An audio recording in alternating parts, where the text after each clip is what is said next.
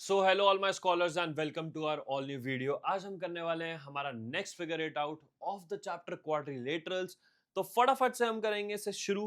And हमारा जो first question है वो कहता है find all the sides and angles of quadrilateral obtained by joining two equilateral triangles with sides 4 centimetre. चलो उसने एक तो हमें साइड 4 सेंटीमीटर बोल दिया और दूसरी चीज हमें एंगल निकालने के लिए मेहनत करनी नहीं पड़ेगी। अच्छा क्यों नहीं करनी पड़ेगी? क्योंकि अगर आप एक चीज देखो, इक्विलेटरल ट्राइंगल, तो ट्राइंगल के सारे एंगल्स का सम कितना होता है? 180 डिग्री होता है। और जो इक्विलेटरल ट्राइंगल होता है उसका एक एंगल कितना होता है? 60 डिग्री होता है। तो हमें बस जो मेन काम करना है वो हमें ड्रॉ करने वाला करना है। फर्स्ट क्वेश्चन, ठीक है, ड्रॉ करते हैं। ये एक ट्राइंगल हो गया, ठीक है, और इसी के साथ में आपने एक और ट्राइंगल ड्रॉ कर दिया। तो ये इसको नाम दे दो ए बी सी डी, और इसके जितने एंगल होंगे सब 60 60 60 60, ये भी 60 और ये भी 60 डिग्री। तो आपके सारे एंगल्स कितने हो जाएंगे? 60 60 60 हो जाएंगे। और अगर वो पूछे कि सारे क्वाड्रिलेटरल के एंगल कितने होंगे तो भी बता दो। तो देखो, एंगल ए जो है वो कितना होगा? 60 प्लस 60 120, ठीक है। और आपका एंगल बी कितना होगा? 60 डिग्री होगा। एंगल सी कितना होगा? 120 होगा। और एंगल डी कितना होगा? वो 60 डिग्री होगा। हो गए, हमने अपने सारे एंगल्स बता दिए। चलो फटाफट से हम बढ़ेंगे क्वेश्चन नंबर 2 पे। क्वेश्चन नंबर 2 कह रहा है construct a kite whose diagonals are of length 6 centimetre and 8 centimetre. चलो जी, हमने एक तरीके से अब एक काइट बनानी है, बना देते हैं, कोई दिक्कत नहीं। पिछली बार हमने हम काइट को ऐसे भी बना सकते हैं और ऐसे भी बना सकते हैं। बताओ कैसे बनाया? और इस बार ऐसी वाली काइट बना देते हैं, एक काम करते हैं, ठीक है। तो सबसे पहले आपने क्या करना है, ये 8 सेंटीमीटर जितना लंबा मान लो इसे, ठीक है, कि ये आपका 8 सेंटीमीटर है। फिर आपने यहाँ पर एक पॉइंट लेना है और उस पॉइंट से आपने क्या ड्रॉ करना है? उस पॉइंट से आपने ड्रॉ करना है 90 डिग्री। 90 डिग्री ड्रॉ करना बहुत ही ज़्यादा ज़रूरी काम है, बहुत ज़्यादा, ठीक है। तो 90 degree is very very important. 90 degree draw कर दो। उसके बाद वो जो 90 डिग्री है उसको नीचे भी ड्रॉ करना। ये यहाँ ज्वाइन हो गया, ठीक है, और ये आपका यहाँ आ गया, और ये आपका यहाँ आ गया, और ये आपका हो गया 90 डिग्री, ठीक है। और एक चीज का ध्यान रखना कि ये जो आपकी लेंस होनी चाहिए ये सब 3 सेंटीमीटर होनी चाहिए। 3 सेंटीमीटर इन दोनों की क्यों होनी चाहिए? ये देखो, इसकी भी 3 होनी चाहिए और इसकी भी 3 होनी चाहिए। 3 प्लस 3 होता है 6, और 6 क्यों होनी चाहिए? क्योंकि उसने दो डायगनल्स लेने को बोले। एक की लेंथ 8 जो हम ऑलरेडी ले चुके हैं, और ये आपको 6 सेंटीमीटर पे ड्रॉ करना है। जब आप 3 और 3 नीचे, मतलब देखो, जब आपने 90 डिग्री बना लिया तो 90 डिग्री सपोज करो आपने यहाँ पे पॉइंट मार्क करा है, ठीक है। तो आप लाइन को ऊपर भी उतना ही बनाओ, नीचे भी उतना, और देख कर बनाना 3 सेंटीमीटर और 3 सेंटीमीटर ही, जिससे कि आपका ये 6 बैठे। ये जो है इनकी लेंथ आप कुछ भी रख दो, उससे कोई फर्क नहीं पड़ रहा। मेन है आपके डायगोनल्स की लेंथ, ठीक है। और ये सारी साइड जो है तो आपस में फिर क्या होंगी? ये बराबर ही होंगी।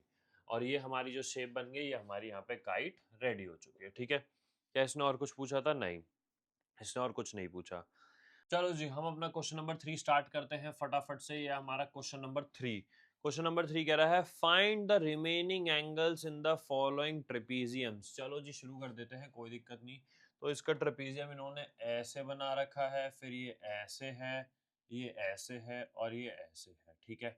और इन्होंने नाम तो कुछ दिए नहीं है, हम खुद ही नाम दे देते हैं इसको। ए बी सी डी मान लो। इन्होंने एंगल्स बता रखे हैं, एक दे रखा है 135 और दूसरा दे रखा है इन्होंने 105, ठीक है। और मैं आप लोग को एक चीज बता दूं कि ट्रेपीजियम की ये वाली जो दोनों साइड्स होती हैं ये आपस में पैरेलल होती हैं, ठीक है।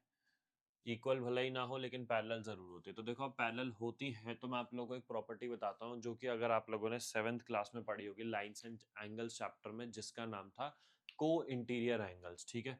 तो यानी कि जो एंगल बी है और एंगल सी है, इन दोनों का जो सम होगा वो कितना होगा? 180 डिग्री होगा, ठीक है।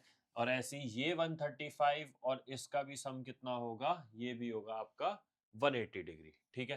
तो चलो स्टार्ट करते हैं। देखो, angle B plus angle C equals to 180 degree. कौन सा एंगल से? को इंटीरियर, को इंटीरियर एंगल्स, ठीक है।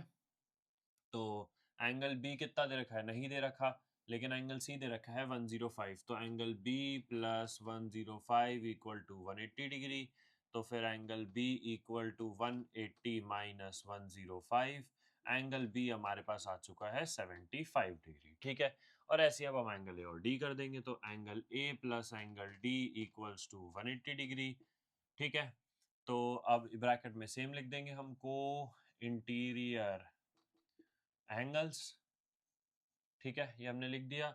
तो अब एंगल डी कितना है हमारा, तो angle A plus 135 equal to 180 degree, angle A equal to 180 minus 135 degree, angle A मेरे पास आ चुका है 45 डिग्री। और इसी के साथ हमारा ये था हमारा फर्स्ट पार्ट, एंड ये होता है अपना खत्म। ठीक है, आई होप समझ में आ गया। इजी क्वेश्चन था, लाइन्स एंड एंगल्स आप लोगों ने पहले ही पढ़ रखा है 7th में, ये उसी का कॉन्सेप्ट था। इसे फटाफट से रब करते हैं। अगला क्वेश्चन क्या कहता है, अगले में इसने हमें एक ट्रेपीजियम बनाकर दे दिया जो कि 100 डिग्री दे दिया है, और इसने ट्रेपीजियम टेढ़ा क्यों बनाया मुझे समझ नहीं आया, पर चलो कोई बात नहीं, हम भी बना देते हैं टेढ़ा ट्रेपीजियम थोड़ा। हमने फिगर ज़्यादा बड़ा नहीं बना दिया, पर चलो कोई बात नहीं। और ये दे रखा है हमें 100 डिग्री। चलो जी स्टार्ट कर देते हैं फिर से, ये एरो। ठीक है, और इसने ये साइड और ये साइड बराबर भी दे रखी है, चलो कोई दिक्कत नहीं। सेम काम करना है, नाम दे देते हैं पहले तो ए बी सी और डी। ठीक है, और कुछ तो इसने हमें नहीं बता रखा है, यही बता रखा है। चलो जी शुरू करते हैं फटाफट से। तो देखो अब इसमें हम ऑपोजिट एंगल्स वाला भी लगा सकते हैं। अच्छा, हम इसमें ऑपोजिट एंगल्स बराबर क्यों लगा सकते हैं अभी बताऊंगा आपको, देखो ध्यान से देखते जाना। सबसे पहली बात तो angle A plus angle D equals to 180 degree. क्यों? क्योंकि को इंटीरियर एंगल्स। ठीक है, तो इनका सम तो 180 होगा। एंगल ए अपना 100 डिग्री दे रखा है, एंगल डी इक्वल टू 180, तो angle D equal to 180 minus ये 100 उधर माइनस हो जाएगा, तो एंगल डी आ गया 80 डिग्री। ठीक है, अब देखो इसने क्या बोल रखा है, देखो ये दोनों साइड्स तो आपस में बराबर है ही, इसने बोला ये दोनों साइड्स भी आपस में क्या है, बराबर है। ठीक है, तो अब जो हमारा एंगल है वही हमारा एंगल सी हो जाएगा, तो angle A equal to angle C ये है हमारा 100 डिग्री हो जाएगा। क्यों? Opposite angles. ठीक है, और सेम वे हमारा जो एंगल डी आया है वही हमारा एंगल बी भी हो जाएगा, तो angle B equals to angle D ये हो जाएगा 80 डिग्री। फिर से कौन सी प्रॉपर्टी से? ऑपोजिट एंगल से। और ये होता है हमारा क्वेश्चन यहाँ पर जाकर खत्म। ठीक है, समझ में आ गया, इजी क्वेश्चन था, और इसने साइड्स बराबर दे दी तो हमें दो बार को इंटीरियर एंगल्स वाली प्रॉपर्टी नहीं यूज करनी पड़ी। चलो जी अब हम बढ़ेंगे हमारे नेक्स्ट क्वेश्चन पे, जो कि इसने बोला है क्वेश्चन नंबर 4। क्वेश्चन नंबर 4 कह रहा है ड्रॉ अ वेन डायग्राम। ठीक है, showing the set of parallelogram, kite, rhombus, rectangle and squares, and then answer the following questions। अच्छा जी, चलो हमें आंसर भी करना है और हमें एक वेन डायग्राम भी बनाना है। अच्छा, मैं आप लोगों को बताता हूँ, वेन डायग्राम जो होता है ना वो एक तरीके से सर्कुलर होता है। तो एक काम करते हैं, ये अपना है कौन सा क्वेश्चन है, क्वेश्चन नंबर 4 है। इसको मैं चाहूँ तो वेन डायग्राम यहाँ बन सकता है, वेन डायग्राम यही बना देते हैं हम क्वेश्चन नंबर 4 का। ठीक है, और इसने वेन डायग्राम के साथ साथ और क्या पूछा, और इसने बस नॉर्मल क्वेश्चंस पूछ रखे। चलो पहले वेन डायग्राम बनाते हैं। अपना एक सर्कल बन गया, ये अपना दूसरा सर्कल बन गया। ठीक है, वेन डायग्राम ही चल रहा है अपना, और ये अपना इसके अंदर एक और सर्कल बन गया। ठीक है, चलो अभी मैं आपको एक्सप्लेन करूंगा ये कैसे कैसे सर्कल बने, और इस वाले को हमने थोड़ा सा ये कलर कर दिया। ठीक है, बीच वाला जो पार्ट है इसको। अब इसने हमें बोला है कि आप इसे बनाकर दिखाओ। तो देखो ये जो हमारा बना है ये हमारा सेट बना है, सेट ऑफ पैरेललोग्राम, ये अंदर वाला। ठीक है, उसके अंदर वाला जो है ये है सेट ऑफ रेक्टेंगल। ये बेसिकली इनकी प्रॉपर्टीज को देखकर बना है। तो अगर आपको ये यहाँ पे मार्कर की कैसे बह क्यों रही है, ठीक है, और ये जो है ये सबसे अंदर वाला, ये सबसे अंदर जो है ये आपका है सेट ऑफ स्क्वायर। ठीक है, और इसने कौन कौन से बोले थे, और इसने काइट बोला था और एक रोम्बस बोला था। ठीक है, तो देखो ये वाला जो है ये है आपका सेट ऑफ काइट, और ये वाला है आपका सेट ऑफ रोम्बस। ठीक है, तो ये एक तरीके से आपका वेन डायग्राम बन चुका है। ठीक है, अच्छा स्क्वायर का अंदर क्यों आया, क्योंकि देखो स्क्वायर की सारी साइड्स क्या होती हैं, आपस में क्या होती हैं, इक्वल होती हैं। रेक्टेंगल की क्या होती है, रेक्टेंगल की ऑपोजिट साइड्स इक्वल होती हैं। पैरेललोग्राम की ऑपोजिट साइड्स इक्वल और पैरेलल होती है। रोम्बस की भी सारी साइड्स क्या होती है, आपस में बराबर होती है। और काइट तो आपको पता ही है एकदम अलग हो जाता है। ठीक है, तो एक तरीके से हमने नॉर्मल वेन डायग्राम बनाया गया है। अब एक तरीके से इसलिए बनाया गया है, पहला क्वेश्चन पूछा है what is the quadrilateral that is a both a kite and a parallelogram. तो ऐसा कौन सा क्वाड्रिलेटरल है जो काइट भी और पैरेललोग्राम भी। तो देखो अगर आप ध्यान से देखो, काइट हमारा इस पूरे सर्कल में आता है, ठीक है, और जो पैरेललोग्राम है वो हमारा पूरे इस सर्कल में आता है। और इन दोनों सर्कल के बीच में कौन आता है, इन दोनों सर्कल के बीच में कौन बन रहा है, रोम्बस बन रहा है, क्योंकि रोम्बस के पास दोनों की प्रॉपर्टीज होती है, ठीक है। तो इसलिए हमारे फर्स्ट पार्ट का आंसर हो गया है रोम्बस, ठीक है। समझ में आ गया कैसे हुआ, उसने नॉर्मल क्वेश्चन पूछा, ये हमने वेन डायग्राम जो बनाया था उसी से पूछा कि पैरेललोग्राम और काइट के बीच में आ रहा है, तो ये पैरेललोग्राम का सर्कल था, ये काइट का था, दोनों के बीच में रोम्बस आ रहा है। तो देखो अब हम आते हैं हमारे सेकंड पार्ट पे। सेकंड पार्ट कह रहा है कि can there be a quadrilateral that is both a kite and a rectangle. तो देखो अगर हम यहाँ ध्यान से देखें, ये रहा हमारा काइट और ये रहा हमारा रेक्टेंगल, इनका कोई रिलेशन नहीं है, क्योंकि देखो काइट का ये सर्कल यहाँ खत्म हो रहा है, रेक्टेंगल का एकदम अलग है। और वैसे भी ऐसा कोई क्वाड्रिलेटरल नहीं बन सकता जो कि दोनों काइट भी हो जाए और रेक्टेंगल भी हो जाए। तो सेकंड पार्ट का जो आंसर है वो हमारा है नो, ऐसा कुछ पॉसिबल नहीं है, ठीक है। फिर थर्ड पार्ट इसने पूछा है is every kite a rhombus, ठीक है। If not what is the correct relationship between these two type of quadrilaterals. तो देखो अभी पूछ रहे हैं कि क्या हर काइट एक रोम्बस हो सकता है, क्या हर काइट एक रोम्बस हो सकता है। देखो काइट है बड़ा, रोम्बस है इतना छोटा, तो जो हर काइट है वो रोम्बस नहीं हो सकता, लेकिन हर रोम्बस जो है वो काइट हो सकता है। तो इसकी प्रॉपर्टी क्या है, मतलब इसका आंसर क्या है, मैं यहां लिख देता हूं थर्ड पार्ट का answer, know every kite is not a rhombus but every rhombus is a kite. ये इसका आंसर है, ठीक है। एंड ये इसकी करेक्ट रिलेशनशिप थी। इसी के साथ होता है हमारा क्वेश्चन नंबर 4 खत्म। एंड आई होप समझ में आ गया होगा, ये नॉर्मल प्रॉपर्टीज का क्वेश्चन था, वेन डायग्राम, और ये आपके इसके 3 पार्ट के आंसर, ठीक है। अब हम बढ़ेंगे हमारे क्वेश्चन नंबर 5 पे।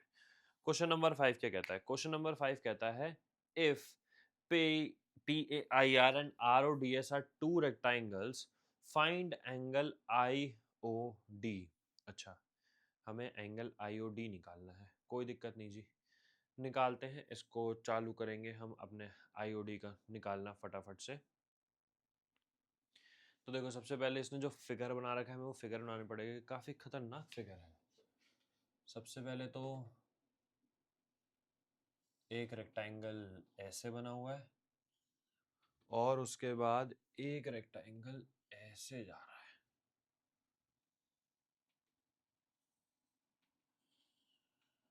फिगर तो हमने बढ़िया बनाया है। अब इसने नाम क्या क्या दे रखे हैं, इसने पहले दे रखा है ये 5 सेंटीमीटर है, और क्या बता रखा है क्वेश्चन में, ये हमारा 30 डिग्री है, ठीक है जी, ओके। और क्या बता रखा है, ये भी 5 सेंटीमीटर है, ठीक है। और इसने नाम दे रखा है PAIR, हम भी दे देते हैं PAIR। और दूसरा इसने नाम दे रखा है OD, एक मिनट, इस वाले को क्या दे रखा है, इस वाले का है RODS, तो RODS। क्या इसने हमें और कुछ बता रखा है, हम्म,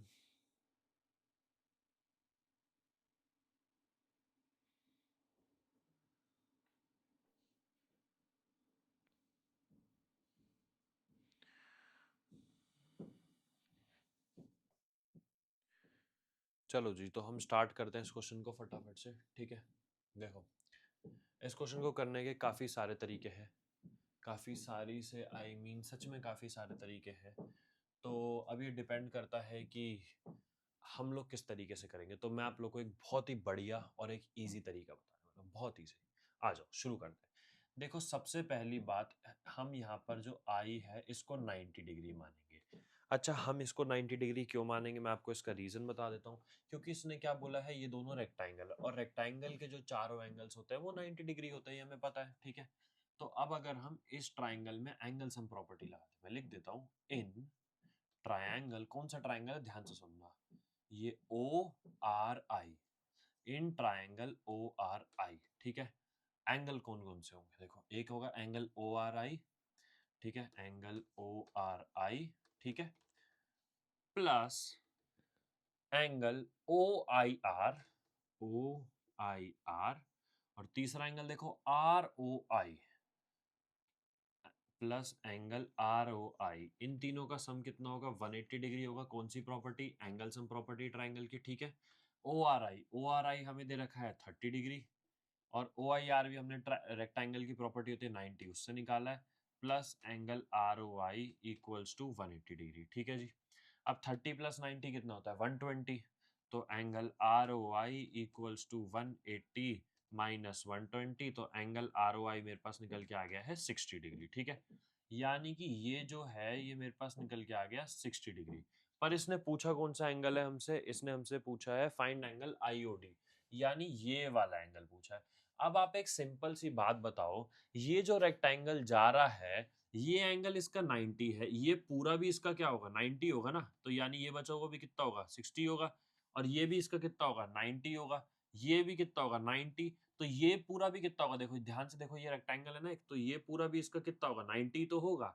तो फिर angle R O I plus angle I O D equals to 90 degree, ये हमें पता है क्यों होगा, क्योंकि ये एक रेक्टेंगल है, ठीक है, इसमें तो कोई हमारी कोई नई प्रॉपर्टी नहीं लग रही, ये रेक्टेंगल है, ठीक है। तो एंगल आर ओ आई हम निकाल चुके हैं 60 plus angle I O D equals to 90 degree, फिर angle I O D equals to 90 minus 60 जो कि हमारा आ गया 30 डिग्री।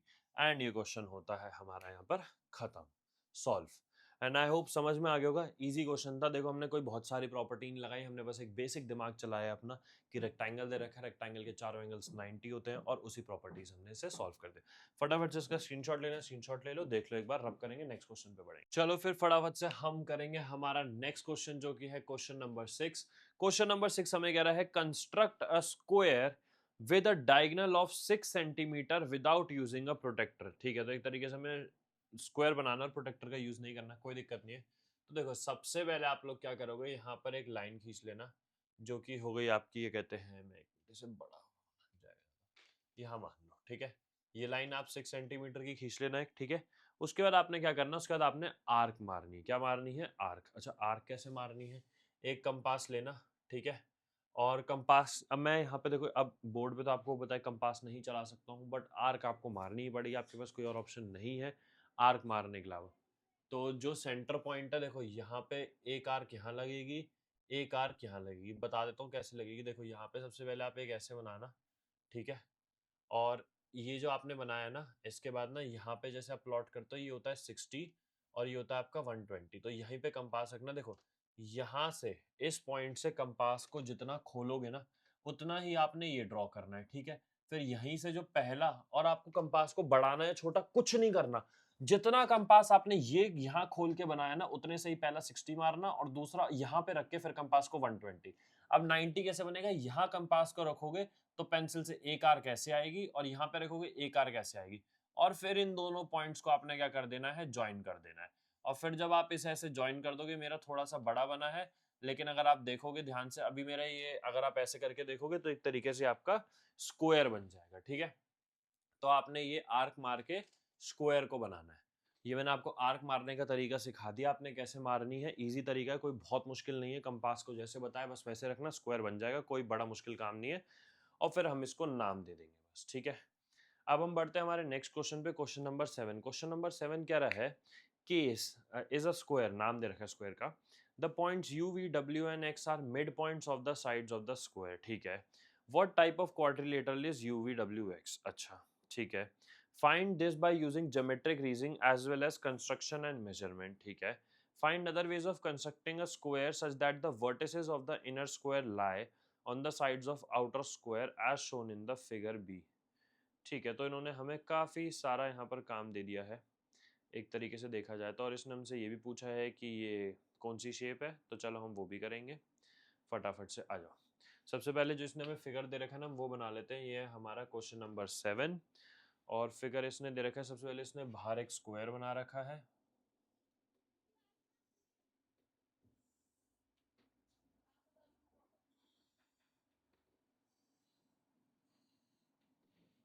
ये तो शेप देखने से ही स्क्वायर पता लग रही है, लेकिन हमें प्रूफ करना है तो वो जरूरी है।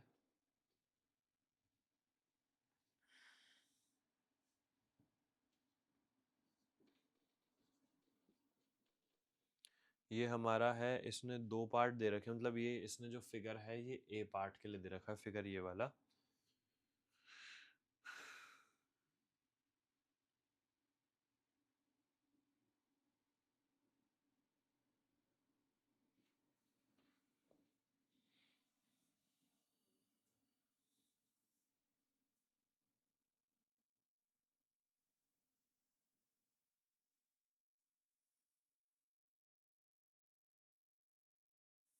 चलो स्टार्ट करते हैं। देखो अब सबसे पहले अगर हम इस क्वेश्चन में देखें तो इसने हमें क्या बता रखा है, ये मिड पॉइंट है। क्या बता रखा है, ये मिड पॉइंट है, ये सारे मिड पॉइंट है।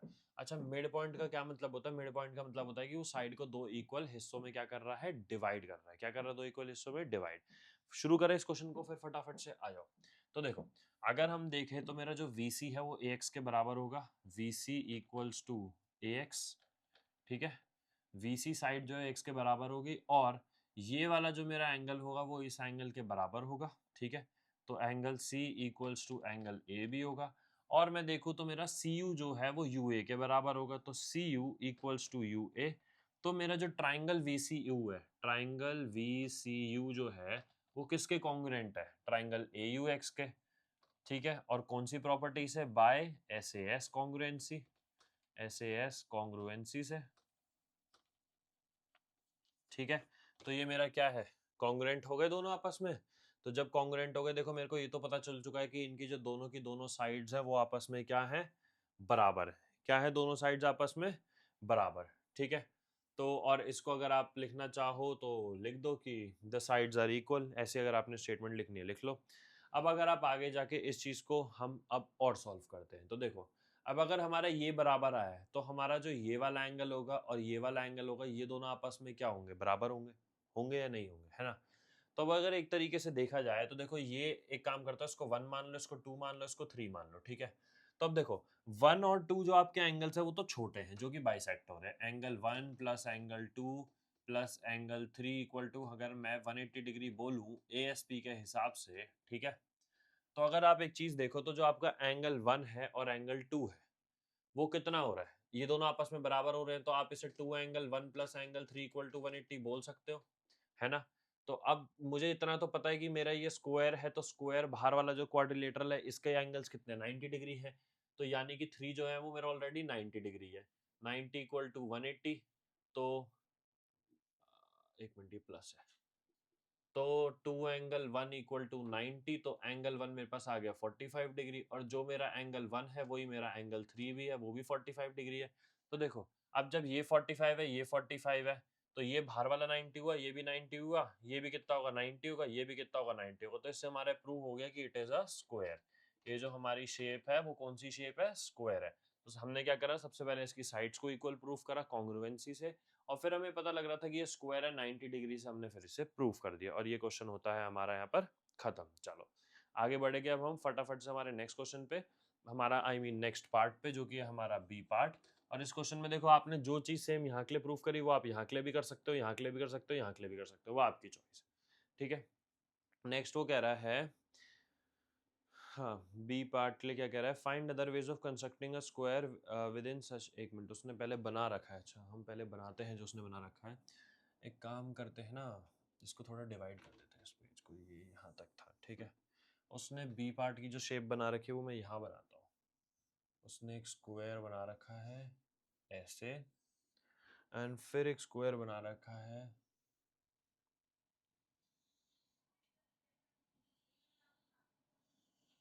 इसको स्क्वायर ही समझ लेना, लग रेक्टेंगल जैसा रहा है पर ये है स्क्वायर ही, ठीक है। तो उसने ऐसे दो स्क्वायर बना रखे हैं और उसने बोला find other ways of constructing such that vertices of the inner square lie. अच्छा तो इसमें उसने एक तरीके से हमें क्या बोला गया, हमें बोला गया हम कंस्ट्रक्शन करके दिखाएं, क्या बोला है, फाइंड द, ठीक है। अच्छा, उसने बोला आप इसे फिर से स्क्वायर प्रूफ करके दिखा दो। तो देखो इसे स्क्वायर फिर से प्रूफ करना ना कोई बड़ी बात नहीं है, कर देते हैं, पर पहले से हम नाम दे देते हैं। ये दे देते हैं हम ABCD, और दूसरे वाले को इस, एक मिनट, इन्होंने तो कुछ नाम नहीं दे रखा ना, नहीं इन्होंने कुछ नहीं दे रखा, तो हम दे देते हैं दूसरे वाले को PQRS, ठीक है। ये हमने दे दिया PQRS, और इसने हमें उसके बारे में क्या बता रखा है, और कुछ तो हमें नहीं बता रखा है, ठीक है। तो अब आप लोग एक चीज़ अगर ध्यान से देखो तो आपका ये पॉइंट, ये पॉइंट, ये पॉइंट, ये पॉइंट आपस में बराबर है, बताता हूँ कौन कौन से। देखो आपके, देखो ये वाली लाइन, ये वाली लाइन, ये वाली लाइन और ये वाली, ये जो आपके 4-5 पॉइंट्स है ये आपस में बराबर होने चाहिए। ओए होए, थक गया मैं तो भाई करते करते, चलो करते हैं फिर से, कोई दिक्कत नहीं। तो देखो आपका AS जो है, AS, ये रहा AS, वो किसके बराबर होगा, BP के बराबर होगा, ये तो आपको पता है। AS जो है BP के बराबर होगा। अच्छा अब ऐसे इधर आ जाओ, तो आपका जो ये QC है वो किसके बराबर होगा, वो DR के बराबर होगा। तो देखो ये साइड्स तो आपके पास बराबर है ही, इसमें तो आपको कोई शक नहीं होना चाहिए। और तो उसने ट्राइंगल में कुछ खास नहीं बोल रखा है। एक काम करते हैं ना, इसकी कॉन्ग्रुएंसी को प्रूफ कर दें, चलो। तो देखो ध्यान से, अब आपको ये तो पता है कि ये 90 डिग्री है ना, ये भी 90 डिग्री है, ये भी 90 डिग्री है, और ये भी 90 डिग्री है, ठीक है। तो इसको हम ऐसे ऐसे फिर से प्रूफ कर देंगे। तो देखो AP जो है वो मेरा SD के बराबर है, ठीक है, और मेरा एंगल A जो है वो एंगल D के बराबर है, और मेरा AS जो है वो DR के बराबर है। तो फिर मेरा जो ट्रायंगल APS है वो कॉन्ग्रुएंट हो गया ट्रायंगल SDR के, कौन सी कॉन्ग्रुएंसी से, बाय SAS कॉन्ग्रुएंसी से, ठीक है। सेम काम करा है हमने जो पिछले वाले में करा है, और 90 प्रूफ कर दो अब इसे। तो इस एंगल को 1 मान लो, इसको आप 2 मान लो। तो angle 1 plus angle 2 plus angle A equal to 180 degree ASP से, ठीक है, एंगल सम प्रॉपर्टी से। एंगल 1 आपके पास नहीं है, एंगल 2 भी आपके पास नहीं है, लेकिन दोनों आपस में क्या है, बराबर है, एंगल 1 और एंगल 2 बराबर है। एक ही एंगल मान लो, इसे 2 एंगल 1 मान लो, प्लस A आपका 90 है तो 180।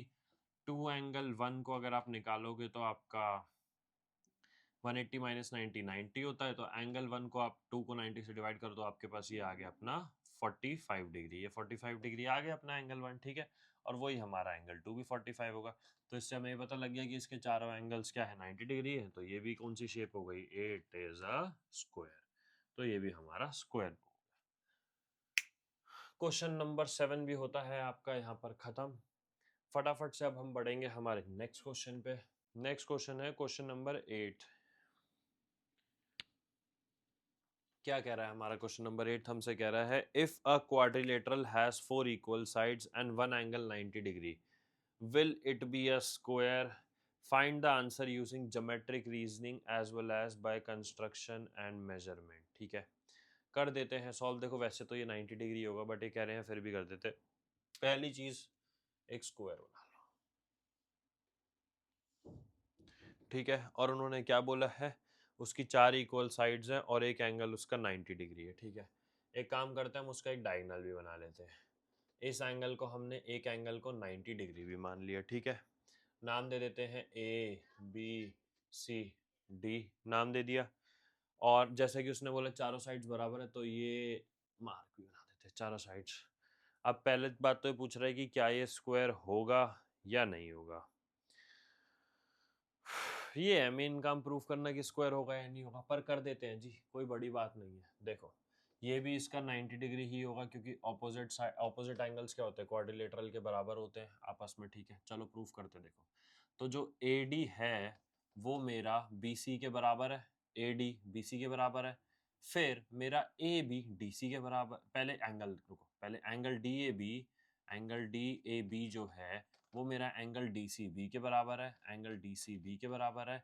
कितना, दोनों 90 90 है ना, ऑपोजिट एंगल्स बराबर होते हैं। देखो जब भी ऐसा क्वेश्चन आएगा ना प्रूविंग वाला, हमेशा प्रूविंग वाले क्वेश्चन में आपको ट्राइंगल्स में प्रॉपर्टीज होती है कॉन्ग्रुएंसी, जो मैं आपको सिखा रहा हूँ, जैसे side side side, side angle side, angle side angle. तो ये सब प्रॉपर्टीज का यूज करना ही पड़ेगा, तभी आप इन क्वेश्चंस को सॉल्व कर सकते हो, ठीक है।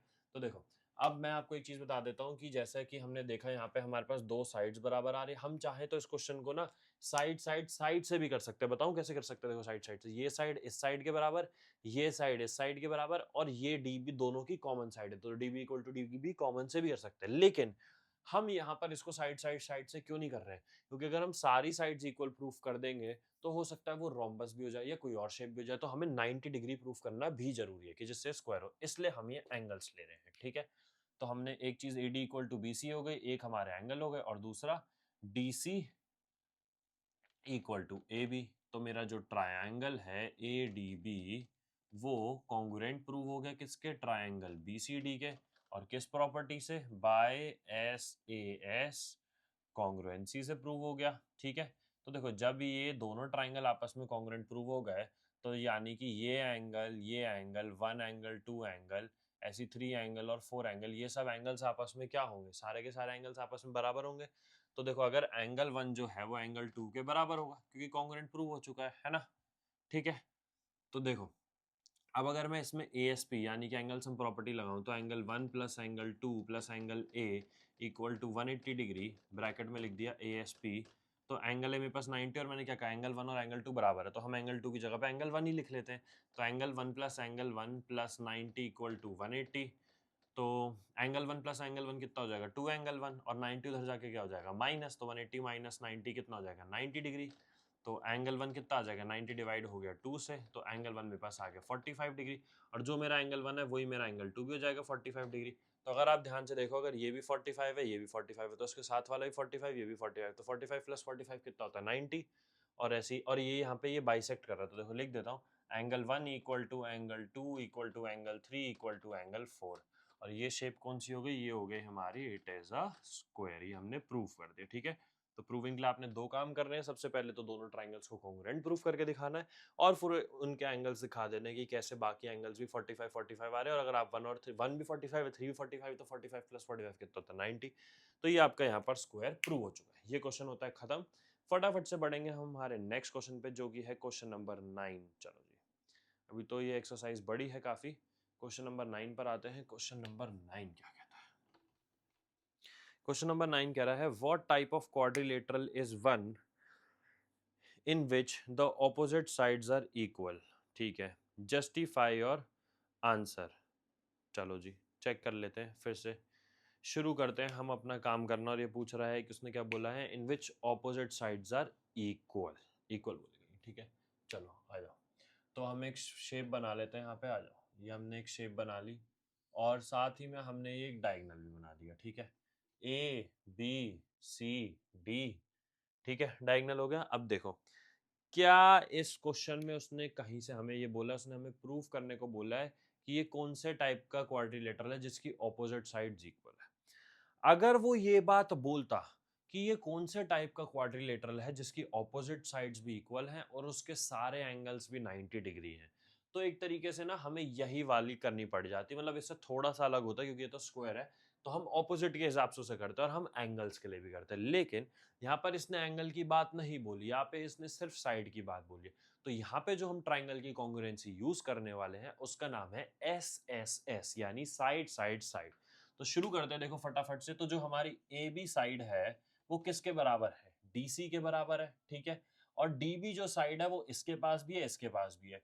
तो फिर DB इक्वल्स टू DB, हमारी ये क्या होगा? ये हमारी कॉमन हो गई क्योंकि हमारी कॉमन साइड है। और AD इक्वल्स टू BC, तो AD इक्वल्स टू BC हो गया। तो यानी कि ट्रायंगल ADB जो है वो कॉन्ग्रुएंट है ट्रायंगल BDC के। कौन सी प्रॉपर्टी से? By SSS congruency. ठीक है, तो ये हमारा SSS से क्या है? बराबर प्रूफ हो गया। ठीक है, और जब ये हमारा इससे इक्वल प्रूफ हो गया तो हमें पता लग चुका है कि जो AB और CD है ये आपस में पैरेलल भी है, ये भी आपस में पैरेलल है। तो ये कौन सी शेप है? It is a parallelogram.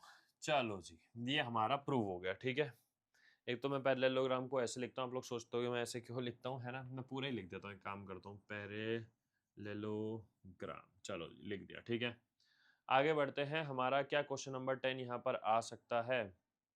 नहीं आ पाएगा, हमें फिगर भी बनाना है। और फिर क्या क्वेश्चन है? will the sum of angles in a quadrilateral such as the following one also be 90 degree? Find the answer using geometric reasoning as well as by constructing the figure and measuring. नहीं, ये हमारा यहाँ नहीं आ पाएगा, तो हमें इसकी सहायता कहीं और से ही लेनी पड़ेगी। चलो, यानी कि सहायता मतलब हमें इस बोर्ड को रब करना ही पड़ेगा, हमारे पास ऑप्शन नहीं है कोई और। या कर दूं इस क्वेश्चन को यहीं पे, समझ नहीं आ रहा, मतलब हेक्टिक तो नहीं होने वाला, हो सकता है क्वेश्चन, कोई बड़ी बात नहीं है ये, कर देते हैं, चलो यही करते हैं, ठीक है। क्वेश्चन नंबर 10 हमारा। अब क्वेश्चन नंबर 10 में उसने जो फिगर दे रखा है वो दे रखा है, काफ़ी बढ़िया फिगर लगा मेरे को, ये फिगर है, ठीक है। और ये उसने ऐसे बना रखा है इसे, ठीक है। और उसने हमें यहाँ पे नाम दे दिया ए डी सी बी। और उसने ना एक सिंपल सी बात बोली है कि क्या आप बता सकते हो कि इन सब का सम 360 डिग्री होगा या नहीं होगा। देखो, बहुत आसान क्वेश्चन है, आपको सिर्फ एक छोटा सा कंस्ट्रक्शन करना है इसमें, ये ऐसे ये लाइन बना देनी। अब अगर आपने ये लाइन बना दी तो आप देख पा रहे हो ये दो मेरे क्या बन गए हैं, ट्रायंगल्स बन गए हैं, ठीक है। अब एक काम करो, इसको नाम दे दो, ये 1 मान लो, ये 2 मान लो, इसको 3 मान लो, इसको 4 मान लो, इसको 5 मान लो और इसको 6 मान लो।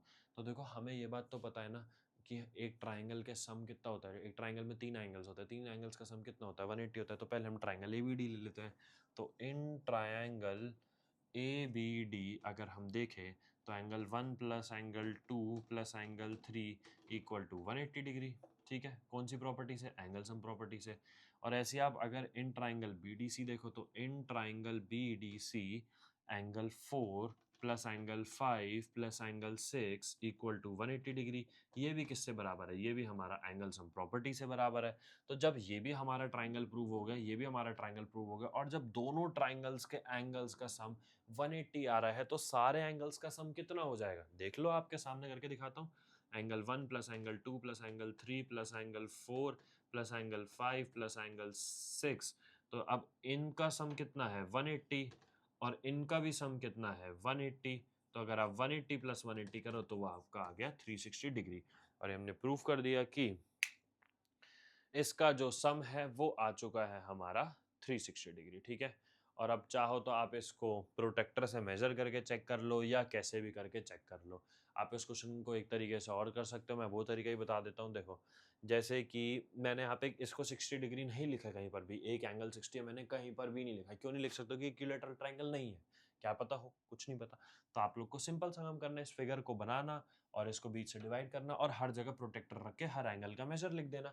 जैसे कि एंगल 1 का मेजर लिख दिया, 2 का मेजर, 3 का, फिर तीनों का मेजर सम करके 180 आएगा। ये बात तो कंफर्म ही, 180 ही आना है। तो बस ये आपकी प्रूविंग हो गई है एंड ये हमारा 10th क्वेश्चन यहाँ पर खत्म होता है। फटाफट से बढ़ेंगे, इसके बाद हमारे और कितने क्वेश्चन बचे हैं। इसके बाद है हमारा क्वेश्चन नंबर 11 और ये हमारा लास्ट क्वेश्चन है इस चैप्टर का। चलो फटाफट से करते हैं इस वाले को। चलो जी, क्वेश्चन नंबर कह रहा है कि आपको हम अपनी स्टेटमेंट्स जस्टिफाई करनी है और आंसर करते जाना है। अच्छा जी, चलो करते हैं शुरू। फिर क्वेश्चन नंबर 11 का ए पार्ट। सबसे पहले क्वेश्चन नंबर, पहला क्वेश्चन है स्टेट वेदर, ठीक है, ट्रू और फॉल्स एंड जस्टिफाई और आंसर, ठीक है जी, कोई दिक्कत नहीं। A quadrilateral whose diagonals are equal and bisect each other must be a square। तो देखो, ये स्टेटमेंट हो जाती है फॉल्स। क्यों फॉल्स हो जाती है?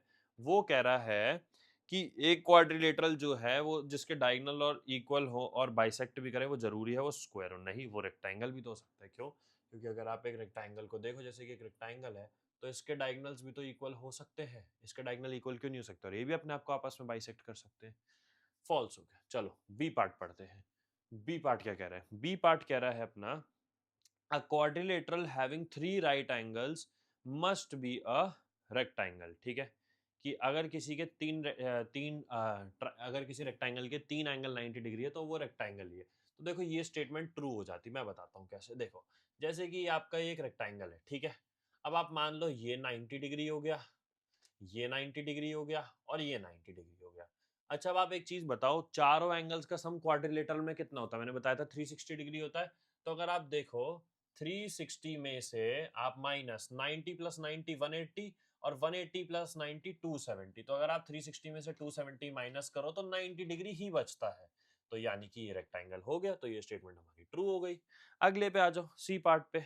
अगली स्टेटमेंट क्या कह रही है? अगली कह रही है quadrilateral whose diagonals bisect each other must be a parallelogram। ठीक है, जिसके दो डायगोनल्स आपस में बाइसेक्ट करते हैं वो पैरेललोग्राम ही होगा। तो देखो ये जो स्टेटमेंट है ये स्टेटमेंट हमारी है ट्रू, क्योंकि पैरेललोग्राम में ये देखो जैसे कि पैरेललोग्राम है तो जब दो डायगोनल्स आपस में बाइसेक्ट करते हैं ना तो लाइंस जो होती हैं वो क्या हो जाती है? पैरेलल हो जाती है। क्या हो जाती है? पैरेलल। तो जब लाइंस पैरेलल हो जाती हैं तो वो पैरेललोग्राम ही बना देती है। ठीक है, चलो जी आगे आते हैं हमारे फोर्थ पार्ट पे। ये मैं काम करता हूँ, पहली बात तो ये ए बी सी नहीं है, ये फर्स्ट सेकंड थर्ड फोर्थ है, इसको मैं पहले इसे सही करूँ। ये फर्स्ट था, ये सेकंड था, ये थर्ड था, और अब हम आ गए हमारे फोर्थ वाले पे। फोर्थ क्या कह रहा है? अ quadrilateral whose diagonals are perpendicular to each other must be a rhombus। यानी कि जिसके दो आपस में परपेंडिकुलर हैं वो जरूरी है कि वो रोम्बस ही हो। देखो परपेंडिकुलर से मतलब ये नहीं होता है कि वो बाइसेक्ट भी करे। परपेंडिकुलर का मतलब क्या होता है? अगर वो बाइसेक्ट नहीं करे फिर कैसे होगा? जैसे कि फॉर एग्जांपल परपेंडिकुलर बोला, ठीक है। अब अगर मैंने जैसे कि ये अपना एक रोम्बस मान लो ये बना दिया, ठीक है। अब ये एक डायगोनल है और ये एक डायगोनल है, ये इसके परपेंडिकुलर है लेकिन इसे बाइसेक्ट करे ना करे फिर, तो ये स्टेटमेंट मेरी क्या हो गई है? False. This statement is false. चलो अगली पढ़ते हैं हमारा फिफ्थ वाला। A quadrilateral in which opposite angles are equal must be a parallelogram. ठीक है, जिसके ऑपोजिट एंगल्स इक्वल होते हैं। ठीक है, तो देखो ऑपोजिट एंगल्स ये जो स्टेटमेंट है ये एकदम ट्रू है। क्यों ट्रू है? मैं एक काम करता हूँ ना, इसको यहाँ कर क्यों रहा हूँ, अब तो हमारे पास बहुत जगह है, उधर भी तो जगह है। हाँ फिफ्थ वाला देखो, अब ये स्टेटमेंट जो हमारी ट्रू है, क्यों? क्योंकि देखो जो पैरेललोग्राम होता है उसके ऑपोजिट एंगल्स क्या होते हैं? आपस में बराबर ही होते हैं। 1 2 3 4, तो 1 जो है वो 2 के बराबर होता है, 1 जो है वो 2 के बराबर होता है, और 3 जो है वो 4 के बराबर होता है। तो बिल्कुल ऑपोजिट एंगल्स हमारे बराबर होते हैं, कोई शक नहीं है इस बात में। ठीक है, चलो जी ये स्टेटमेंट भी हमारी ट्रू हो चुकी है। उसके बाद आ जाते हैं हम हमारी लास्ट स्टेटमेंट पे। Isosceles trapeziums are parallelograms. ठीक है, कि जो आइसोसेलेस ट्रेपीजियम्स होते हैं, एक मिनट यही है ना हमारा सिक्स पार्ट, या फिर मैंने गलत तो नहीं पढ़ दिया? एक मिनट एक मिनट एक मिनट। नहीं नहीं नहीं नहीं, अभी अभी एक पार्ट रह गया, एक पार्ट रह गया, एक मिनट।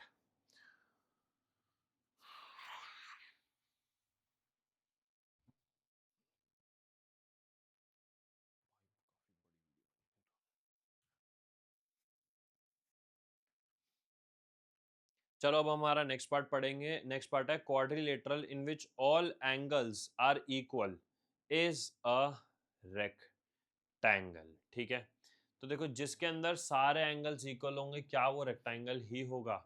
देखो जी बिल्कुल होगा, क्योंकि अगर आप एक चीज देखो, पहले तो स्टेटमेंट को हम ट्रू लिख देते हैं। क्यों ट्रू लिख देते हैं? क्योंकि जैसा कि आपको पता है कि अगर सारे के सारे एंगल्स क्वाड्रिलेटरल में 90 90 क्वाड्रिल मतलब रेक्टेंगल में 90 90 90 होते हैं, तो सारे एंगल्स इक्वल तो होते हैं। जब सारे एंगल्स इक्वल होते हैं तो अभी तो वो रेक्टेंगल होता है, क्योंकि 90 90 90 90 इंटू 4 360।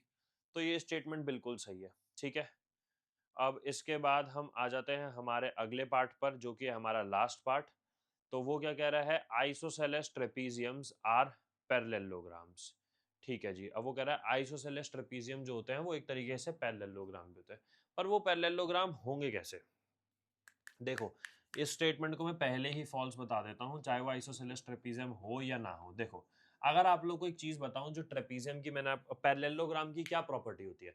पैरेललोग्राम की ये प्रॉपर्टी होती है कि उसकी दोनों ऑपोजिट साइड्स जो होती है वो आपस में पैरेलल होती है। लेकिन अगर आप एक ट्रेपीजियम की शेप देखो, और चाहे वो ट्रेपीजियम मैं कह रहा हूँ आइसोसेलेस ट्रेपीजियम भी हो, बट स्टिल इसकी दो ही तो साइड्स आपस में पैरेलल होते हैं, ये वाली और ये वाली तो नहीं होती ना पैरेलल, ये वाली तो नहीं होती पैरेलल। तो ये स्टेटमेंट आपकी वैसी ही फॉल्स हो जाती है, ये स्टेटमेंट आपकी सही नहीं बैठती है। ठीक है, एंड इसी के साथ ही हमारा लास्ट पार्ट था और हमारा क्वाड्रिलेटरल्स चैप्टर होता है खत्म। एंड आई होप आप लोग को क्वाड्रिलेटरल चैप्टर बहुत अच्छे से समझ में आया होगा। एंड अगर आया है तो make sure to like subscribe share and comment. हम लोग मिलेंगे हमारी नेक्स्ट वीडियो में। Thank you.